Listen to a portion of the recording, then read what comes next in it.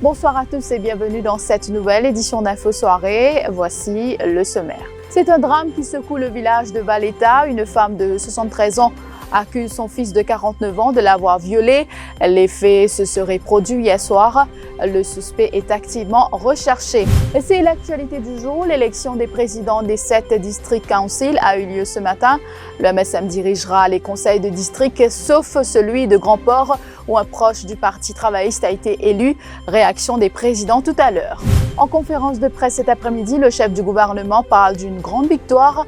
Il affirme que les villageois ont rejeté l'opposition pour choisir le chemin du progrès. Également à la une, coup d'envoi à des modular assessment du PESAC ce matin avec les épreuves des sciences.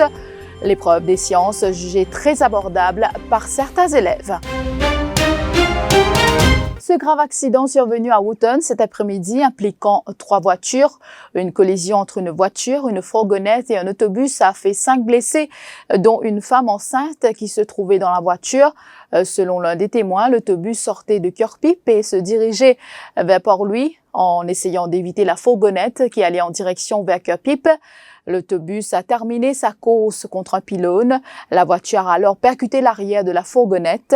Le témoignage d'une personne qui était sur place. J'habite madame. Après Il y a là, 5 minutes pour aller là. que tu fais autre chose, connais Du break. Donc madame là enceinte. Madame l'enceinte. Côté tu peux aller. L'hospital dispensaire. On le récit causer que cousin tu fais, on connaît qu'il arrive un petit peu. Non, mon père est ici. Tu vas gêner là, hein? Oui, bizarre là. 28 heures, c'est long là. Vous connaissez un peu comment accident là est arrivé? Non, on va regarder. Mais nous connaissons un bus aussi, tu as Il y a un bus. Vous connaissez un bus peut descendre. Le bus ça peut descendre, avant de monter. Il va casser par avant là. Il a tapé une colonne. Il a un petit tapé colonne là. Beaucoup de tapé avant là derrière. Donc c'est pas là qui tape avec colonne là? Non, pas avant là. Bus ça qui tape colonne. Et voici le témoignage d'un des blessés qui était, lui, dans la fourgonnette. Je suis normal là, et je peux dormir, mais je gagne ce qu'on levé, commencement, après je gagne ce qu'on voit, et je suis tapé une fois de rien encore. Que tu sortis? Je suis au travail, Que ça? ville, Que tu peux aller? je suis à Québec, Ok, combien de monde tu as dans le van là? 4 jours. Et vous ne connaissez qui vient d'arriver? Comment c'est Je ne sais pas arrivé? exactement où il est arrivé, c'est pour comprendre, c'est un bus qui me tape. Un bis? Ça le te là, comment il tape avec celui? Alors, c'est Bichi alors, il y a donc quand je ne gagne pas que le là aussi fin. Ok. Donc ça il tape avec tous les transports. Et là comment vous étiez où? je gagne un peu de coup, mais je suis à l'hôpital. Et le chauffeur, vous trouvez un petit peu qui est arrivé? Qui est arrivé? Et c'est sur le pin pour essayer. Je prends le pin à Tam. Un homme de 49 ans recherché pour avoir violé sa mère de 73 ans à Valetta hier soir. Selon la victime, les faits se sont déroulés aux alentours de 21h. Elle dormait quand elle a remarqué la présence de son fils dans son lit. Ce dernier a ensuite agressé la septuagénaire avant de la violer et par la suite, il a pris la fuite. La CID de Moka est actuellement à la recherche du suspect. Les présidents et vice-présidents des 7 conseils de district de l'île ont été désignés ce mercredi matin. Des proches du pouvoir dirigeront 6 des 7 conseils de district. À Grand-Port, c'est un poulain du Parti travailliste qui a été élu président. Il s'agit de Rajiv Janggi. Il aura comme vice-président Rupesh Osenia. C'est le seul conseil qui s'est vu passer par un vote à bulletin secret. Mais au bout d'1 heure et 30 minutes, Grand-Port a pu élire son président et son vice-président. La réaction de Rajiv Janggi. Nous avons une priorité pour organiser une activité pour Anzen et nous avons une priorité pour street lighting, améliorer screening et lighting et construire un chemin, un nouveau chemin. Et nous avons une activité pour madame. Et d'ailleurs, nous avons un problème de finance et nous voulons faire le mieux pour amener posé dans l'endroit. Narendra Srinivasan sera à la tête du conseil de district de Savane. Il aura comme adjoint Dani Sola. Narendra Srinivasan dédie 7 victoires au Premier ministre. Il affirme que le travail continue. Je dédier sa victoire-là pour le Premier ministre, mon sur bénédiction, Ravin Kumar Jagnat, et mon camarade Dani Sola, vice-président. Et je remercie tous les habitants dans la Flora qui finit lié à moi. Et aujourd'hui, je représente le village de la Flora au niveau district. Et là, mon camarade conseiller du district est lié à moi comme chairman du district de Savane. Mon message, c'est que le travail continue. Et moi, je me concentre plus sur le drain surtout. Le drain, nous avons travaillé pour faire, surtout dans la région. Quand nous avons une grosse pluie, nous allons les retrouver dans une situation comme nous connaissons dans le passé. Et nous faire le maximum, pour nous améliorer la qualité de la vie, tous nos habitants dans la région. Aflaq, c'est Rajiv Jaggu qui a été élu au poste de président du conseil de district. Il aura comme adjoint Chandradev Ramrup et il prône la continuité avec la collaboration des élus des circonscriptions 9 et 10. Et moi, je rassuré et pendant mon mandat comme président de la District Council de Aflaq, avec les support, surtout nous, députés, ministres, PPS et District Councilors, je peux activer mon programme qui est en tête et surtout nous Premier ministre qui a une pensée spéciale et qui croit chez les jeunes. Je peux donner sa satisfaction-là et je peux montrer qu'il a la capacité pour faire les choses pendant mon mandat. Premboda Selaya a quant à lui été reconduit à la présidence du conseil de district de Rivière-du-Rempart. Il a comme adjoint Deokuma Kubarawa. Le nouveau président affirme qu'ils étaient confiants qu'ils allaient remporter ces élections. Je suis confiant que nous gagnons l'élection. Et moi, aujourd'hui, chacun prouve que la majorité du conseil qui finit derrière moi. Et bien sûr, un conseil qui est bien solidaire. Et moi, je suis confiant une grande victoire comme ça.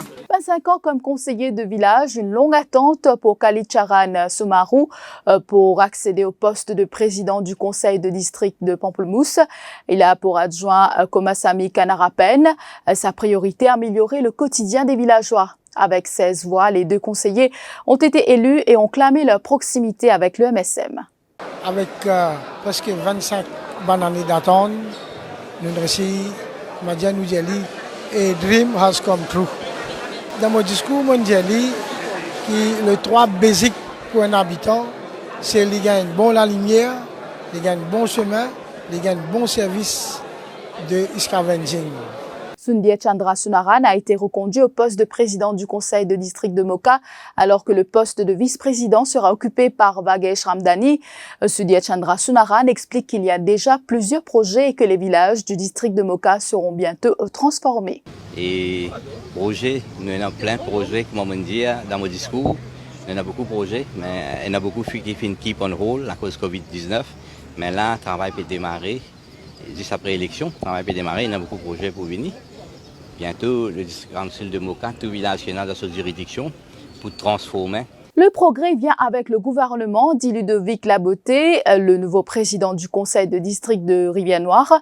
Il aura Bramnan Bugmont comme vice-président. Dans nos villages, nous manque beaucoup d'infrastructures. Nous avons un terrain de football qui est une priorité, la sécurité de nos enfants, que nous visons une main courante du commencement jusqu'à la fin du village, pour que les enfants soient en sécurité quand ils peuvent venir à l'école. Et en troisième, nous avons une plage publique, mais nous avons une toilette que nous avons aménagée pour le public en entier qui profite de sa facilité. Les villages ont choisi de marcher avec le progrès et le développement. Pravin Jagnat a animé une conférence de presse cet après-midi au SunTrust Building à Port-Louis. Le leader du MSM a ainsi revendiqué la victoire des élections villageoises. Le Premier ministre affirme que les proches du gouvernement sont à la tête de 6 des 7 conseils de district. L'opposition, selon Pravin Jagnat, a une raclée, contrairement à ce qu'elle avait affirmé au lendemain des résultats. Un extrait de cette conférence de presse. En ce qui concerne le président, le vice-président, il y a du monde qui est bien proche avec nous. Et vous vous êtes dit, c'est une très grande victoire qui finit à mener dans sa élection-là. Nos 7 conseils de district, 6 finissent lire un sympathisant qui est proche avec le gouvernement. ça qui appelle BATPF. Dans le reste de l'actualité, Deepak Persson, libéré après avoir fourni une caution de 75 000 roupies et signé une reconnaissance de dette de 500 000 roupies en cours de Port-Louis cet après-midi. L'homme d'affaires a été inculpé pour complot.